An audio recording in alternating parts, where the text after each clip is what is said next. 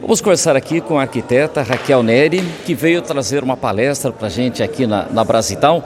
Mas primeiro é o seguinte, se tem uma ligação aqui com a cidade de São Roque, você falou muito do sítio da Capela de Santo Antônio.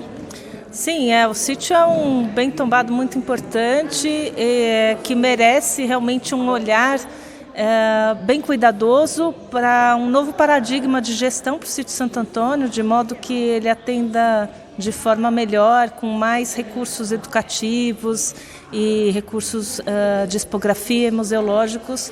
Todo o município, né, de São Roque que está envolvido com o sítio e o estado de São Paulo, né, ele tem uma importância regional e federal, né, ele é tombado pelo IFAM e pelo CONDEFAT. Agora, um detalhe que você falou, né, do sítio de Santo Antônio, a gente precisa ter uma gestão, ter um projeto, e isso também se aplica aqui à Brasital. Um projeto comercial resolve? Então, o projeto para os grandes bens tombados, né, os projetos são projetos complexos, no sentido de que eles precisam reunir elementos que deem conta da multiplicidade de coisas que estão relacionadas à interpretação e à fruição do patrimônio cultural. Então, os grandes projetos para grandes bens como a Brasital e o Sítio Santo Antônio, eles precisam ter uma dimensão educacional, uma dimensão cultural, uma dimensão social e também um viés de sustentabilidade econômica. Mas apenas a visão comercial não é o suficiente nem para a sustentabilidade financeira deste bem, nem para a sustentabilidade social. Agora um detalhe, você falou de alguns projetos aqui, você elogiou o projeto de registro da Casa do Chá, mas em contrapartida você falou aqui lá do mercado São Brás em Belém. Quer dizer, na sua opinião, um projeto que agrada e outro que não agrada. Veja, as intervenções no patrimônio, elas são projetos que elas precisam compatibilizar e harmonizar tanto um uso comercial, né, quanto o uso cultural. E para isso, o elemento mais importante é o projeto arquitetônico de intervenção, né, e de restauro. Então, o projeto é o grande instrumento, né, mediador dos novos usos num patrimônio tombado ou numa infraestrutura pré-existente. Os projetos precisam ter qualidade e bom senso no sentido de dialogar com a história daquele monumento. E aí, quem está fazendo o restauro, ali o arquiteto e tal, ele também tem que entender a história, né? Que às vezes ele fala, puxa, eu acho que ficaria bom colocar determinada coisa, pois está fora do contexto histórico. Veja, a sustentabilidade financeira é fundamental, né, hoje em dia, para a gente conseguir dar novos usos e ter uma conservação preventiva, ter recursos para continuar conservando esses bens. Mas ela não pode ser o único fator, né, para a intervenção num patrimônio tombado ou numa estrutura pré-existente. Esses projetos que visam o uso comercial dos bens tombados, eles precisam sempre estar compatibilizados com as questões da história desse bem, da significação social. Muitas vezes os bens têm até histórias relacionadas às memórias difíceis, né, que a gente chama no patrimônio, que são as memórias relacionadas a momentos históricos ou a fatos históricos. Por exemplo, se fala da escravidão, por exemplo. Ou a fatos históricos que envolvem sofrimento, que envolvem tragédia, ou que envolvem questões de direitos humanos. Então, todos os novos usos, né, que se dá ao patrimônio tombado precisa ter essa sensibilidade, precisa levar em consideração tudo o que está relacionado a esse monumento. Mas a gente também não pode retirar esses monumentos, esses detalhes, porque é a maneira da gente aprender a história. Olha como que uma pessoa era tratada em determinado momento.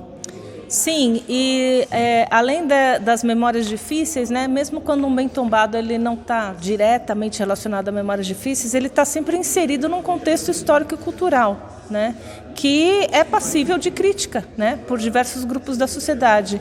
E é importante não apagar essas críticas e essa história. Isso tem que fazer parte, de alguma forma, desse novo uso e dessa intervenção. Agora, para fechar com você, eu gostaria de conversar mais com você, uma outra oportunidade, você fala aqui de São Roque e tal, principalmente do Santo Antônio, mas, por exemplo, a gente tem um prédio histórico aqui, como o da Brasital, no caso do Santo Antônio. Como é que fica a acessibilidade? Por exemplo, você tem lá uma igreja, você tem uma escadaria para chegar. Poxa, mas a gente precisa ter uma acessibilidade. Como que encaixa isso num projeto? Então, isso é um grande desafio e é um desafio eminentemente técnico, né? Veja, e isso também, isso se transforma, tá? Por exemplo, há 20, 30 anos atrás, as plataformas, né, que são usadas, que é um recurso para acessibilidade, elas eram um investimento muito alto, né, como aquisição, dentro de projetos e obras. Hoje elas estão muito mais acessíveis, né? Então, cabe a um bom projeto, né, e a um bom projetista ter esse cuidado, esse bom senso de entender que às vezes é melhor colocar uma plataforma do que fazer uma rampa enorme para vencer 40 centímetros de diferença, né, de vão ou de cota. Então, são questões aí que eu acho que precisam ser aprimoradas. E assim, particularmente, né, eu estou em contato com muitas pessoas da área de patrimônio, muitos projetistas. Claro que os direitos dos portadores de necessidades especiais precisam estar garantidos, né, para o acesso a todos os bens e todas as infraestruturas físicas da cidade. No entanto, a acessibilidade ela precisa estar compatível também com a preservação desse bem, não só como essa infraestrutura arquitetônica, mas também com o impacto que esse bem tem na paisagem da cidade, né? E isso a gente está vendo que muitas vezes as normas são levadas de uma forma tão rígida que isso tem um impacto nem sempre muito positivo do ponto de vista estético e arquitetônico. Então, pessoalmente, eu acredito que em muitos casos algumas questões podem ser flexibilizadas, mas também já ouvi, né, já tive o retorno de portadores de necessidades especiais, de quanta diferença faz uma questão de uma porcentagem numa rampa, né, projetada, na questão da mobilidade, do esforço físico. E realmente é uma polêmica do ponto de vista técnico, do ponto de vista social.